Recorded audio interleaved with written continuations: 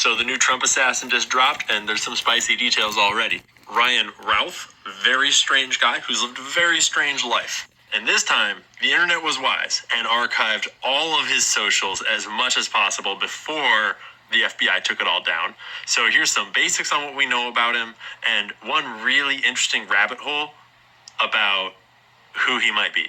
Right off the bat, though, it's super early. This is all speculative. Take your time, pump the brakes. We're just digging through dirty laundry. We don't know what sticks yet. But this guy is a private American citizen who traveled to Ukraine on his own dime, to help recruit civilian soldiers to fight for Ukraine and Afghan special forces. He was recruiting on his Facebook page. Here's an archive of all of his tweets that look pretty damn automated to me. They pretty much all look like this.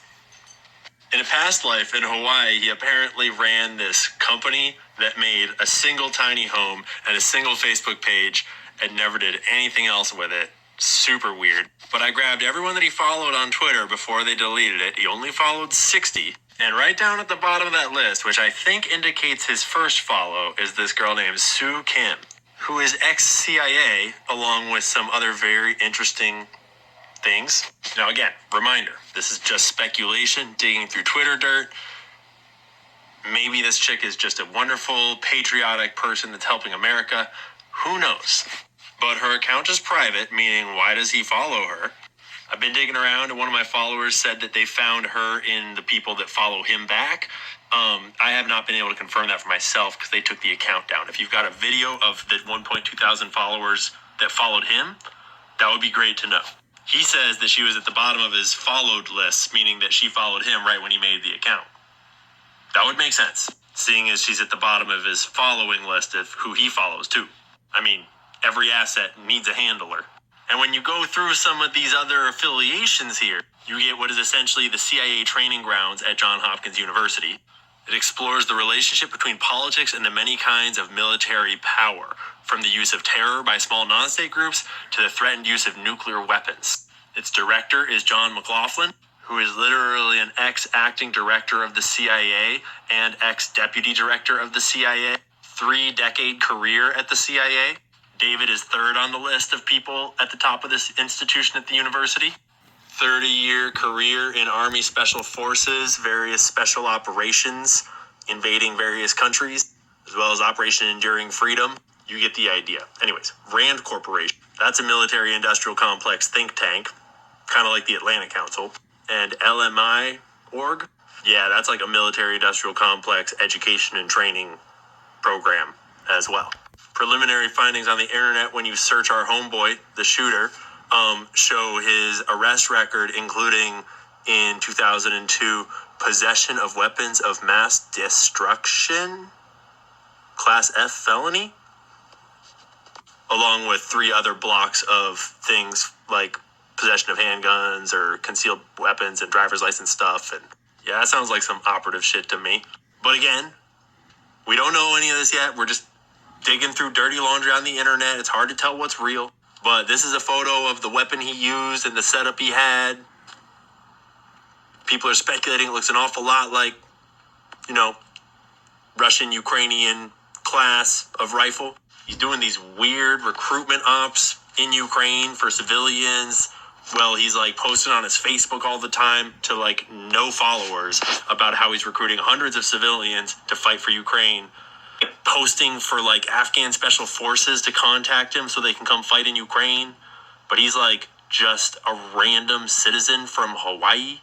And one of the 60 people he follows is this CIA gal that allegedly follows him back. That looks an awful lot like a handler or a contact. His account looks an awful lot like a bot or an MK Ultra or a Pato. Who knows what the hell this is?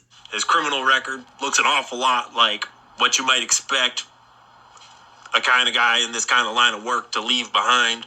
And then there's the weird video evidence getting turned up. Officials in Kyiv simply aren't interested in recruiting them. Ukraine is reluctant to be cooperative. That's Ryan Ruth, a U.S. citizen who set up the International Volunteer Center in Ukraine to help connect foreigners to Ukrainian military units. I'm talking to over 100 soldiers every day, and pretty much everybody, all of my contacts in Ukraine, they were adamant, pretty much yelled at me every time that I suggested that we bring in Afghans. The Ukrainian government didn't respond to our request for comment, but a source close to the officials in Kyiv told Semaphore that their top concern is the question of loyalty in the thick fog of war. The biggest thing is spies. They're afraid that anybody and everybody is a Russian spy. Shout out to some bitch I know on X, who currently has one of the best archives of all of his socials and accounts. There's a lot of other people doing good work right now. And again, I just want to clarify, I'm not trying to pretend like I've solved the case or like we know what's going on. We just have learned by now that the FBI is going to just cover everything up. And so it's up to us to try to dig everything out before they do. So that's what we're doing. And yes, it's ridiculous that that is even a set of sentences we have to say in America in 2024 when someone tries to kill the former and future president of the United States of America. And I mean, I can only imagine who might be backing up these operations to try to shoot him and who might be providing the intel and the access and the cover-ups, etc. So last thing I'll say, Ryan Routh, he's currently in custody. He was driving away in an SUV. They caught him. He's alive for now. And I just want to remind us all, Ryan Routh did not kill himself. If cameras malfunction outside of his cell, if he has a weird slipping accident, whatever happens, yeah, you know the story. 50 more days, my money's on at least one more attempt before we get there. So stay frosty. Because the war machine desperately needs the wars to escalate, and they're not down with the MAGA Maha folks shutting down the wars. And they are ready to kill people, ready to assassinate, allegedly, apparently, theoretically, just jokingly, in order to perpetuate those wars.